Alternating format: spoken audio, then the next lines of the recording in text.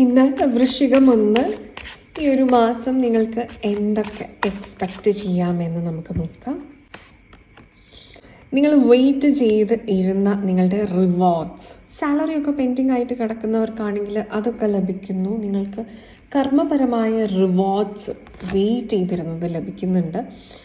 ഒരു tower moment ഉണ്ടാവുന്നു ജീവിതത്തിൽ. അതായത് നിങ്ങളുടെ ജീവിതത്തിൽ ആവശ്യമില്ലാത്ത എന്തോ ഒരു കാര്യം നിങ്ങളിൽ നിന്ന് പരിപൂർണമായി നഷ്ടപ്പെടുന്നു. ഒരു ഫൗണ്ടേഷണൽ ഷിഫ്റ്റ്. ആ ഒരു കാര്യം എന്താണ് എന്ന് നമുക്ക് നോക്കാം. ഒരു ഡിസിഷൻ മേക്കിംഗ് സ്കില്ല് ഇതുവരെ ഇല്ല എന്നുണ്ടെങ്കിൽ അത് നിങ്ങളിലേക്ക് വരികയാണ്.